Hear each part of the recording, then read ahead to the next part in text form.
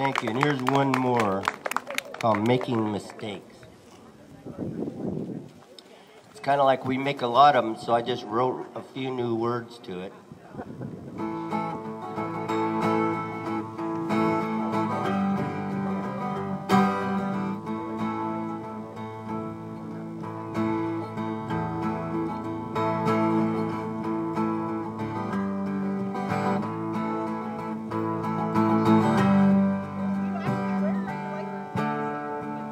If I can remember how the ding thing goes. Sorry, I'm a little under the weather.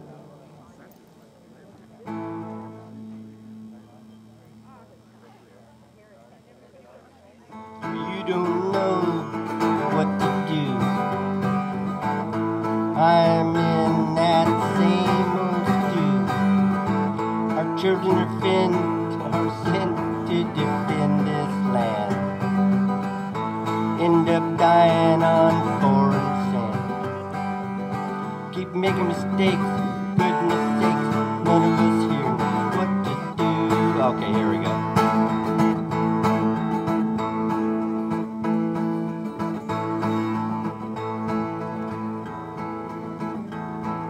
I've never forgotten this song before.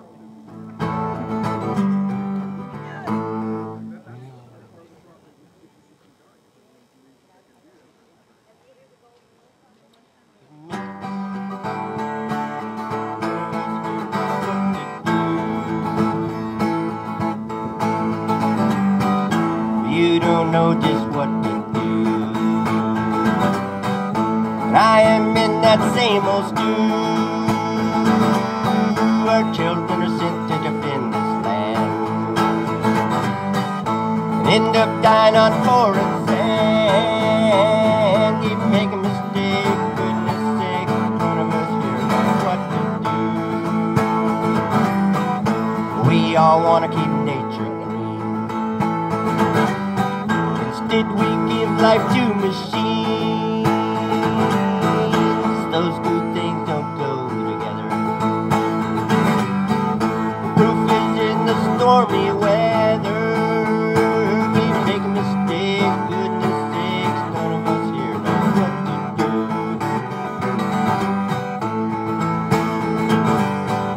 New plants dot the countryside, about the risk they always lied. One false move and we're all toast. A radioactive wiener roast. Keep making mistakes, goodness sake, none of us here know what to do. Why do we have these nuclear plants? Who decided we'd take the chance? Chernobyl taught us a terrible thing. The radiation's in the rain.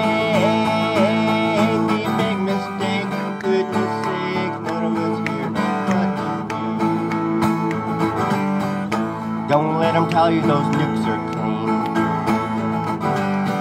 Contamination's really mean. Babies born without their brain. Their mamas drink radioactive rain. Keep making mistakes, goodness sake, none of us here know what to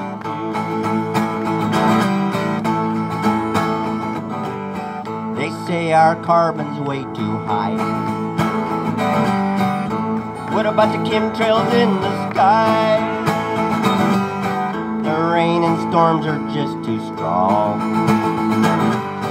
Whatever we do, it must be wrong. Keep making mistakes, goodness sake, none of us here know what to do. They ship our stuff from across the sea. We pick it up with our SUV. In a cloud of gas we melt our eyes. Old Mother Nature ain't gonna be nice. Keep making mistakes, goodness sake, none of us here know what to do. Keep making mistakes, goodness sake, none of us here know what to do. Keep making mistakes, goodness sake.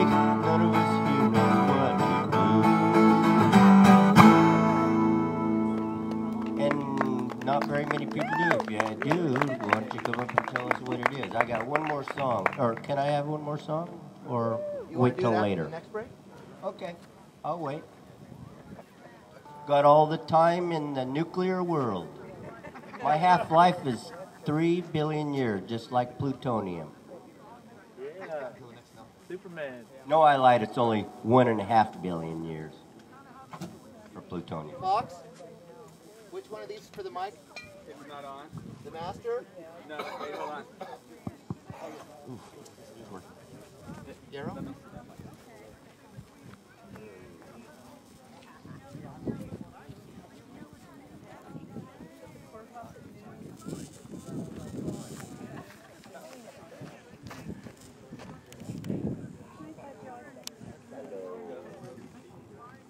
Hello. Okay. So this here plant has been around for a while now.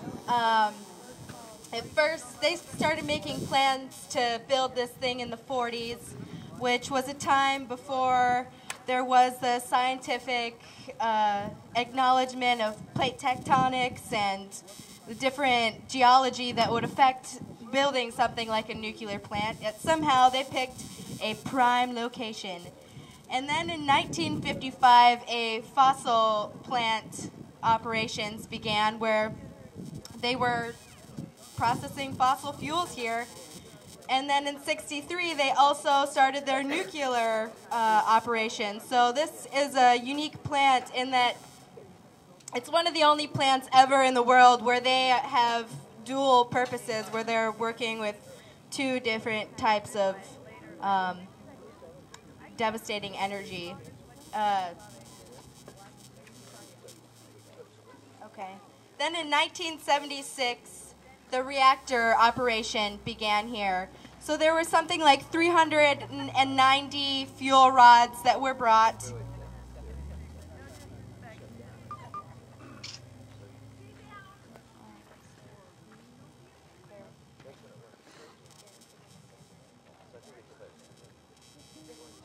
So from 75 to 86, it seems that these 390 fuel rods, plutonium fuel rods, were just kind of hanging out. They kind of like secured them, stopped using them.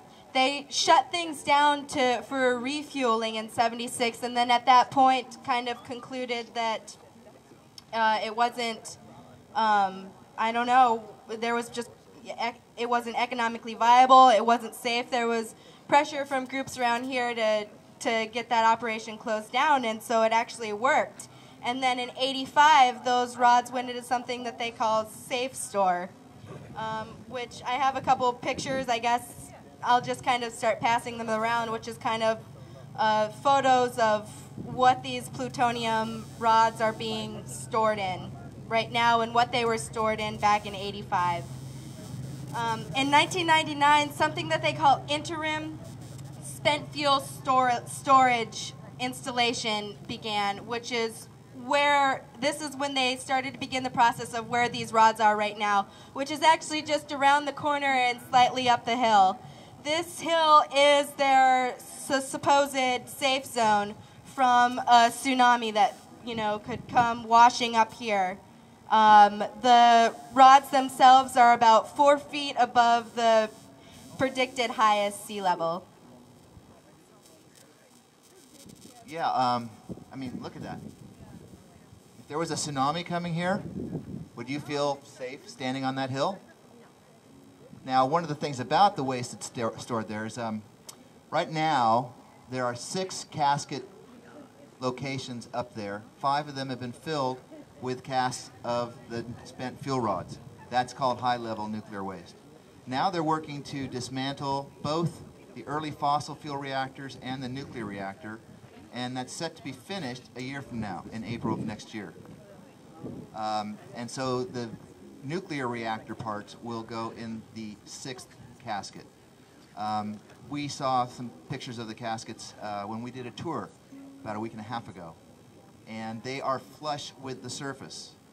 So if a tsunami were to hit here, it would, if it didn't take out that hill, it would wash over the tops of these casks. So I think it's unlikely that the tsunami is the problem here. The concern is earthquakes. Now we actually, according to Paul Roller, who's the plant manager, live in a worse situation than they have in Japan. And apparently there are 4 places around the world that have this kind of situation. And as Yarrow mentioned, when they started designing this in 1955, they didn't even know about plate tectonics. I mean, imagine that. Plate tectonics is well, it's a fact now that the continents float on plates. And over the, well, billion years or something, it's been moving around, crashing into, one plate crashing into another, like India crashed into the rest of Asia, and that's why you have the Himalayas. And because we're at the edge of plate here, and the way the Earth is expanding to the east, we have the Ring of Fire. And that's kind of fundamental to understand earthquakes around here and volcanoes. So they didn't even know about that. Yet you would think when you have to pass a law to get a nuclear plant installed, that you'd have to have that kind of knowledge to feel like you could say, oh, well, this is perfectly safe. You know, I don't even know about plate tectonics. I mean, gee. So the measurement they use for earthquakes for these plants is not the Richter scale. They use a system where the measurement is gravity, or a portion of gravity. So for example, this nuke was built to withstand Earth movement here of 0.25 gravity, or 0.25 G, until they had an earthquake that was 0.35 G. And then they lifted it to, I believe, maybe Yarrow has those numbers, 0.5 until they had a 0.55 earthquake. So they've done this several times, and now they're up to 1.6. They feel it has to be able to withstand 1.6 gravity. Yet when they said, hey, this is going to be safe, they built it for 0.25. And somebody was telling me recently that down at Cape Mendocino, there's evidence in the geology that this place has had a 2.0. So again, I think that besides all of the arguments against the toxicity of these kinds of plants and the waste problem, there's just a fundamental structural problem with our economy. We just can't run these kinds of devastating technologies where the benefits are privatized and the costs are all socialized. In fact, do you know that if we had a Fukushima disaster here, that we would be paying for it, not our TEPCO? There's something called the Price-Anderson Act that was passed in the 50s and 60s. They keep lifting the level, but it basically is a guarantee of liability coverage above a certain amount.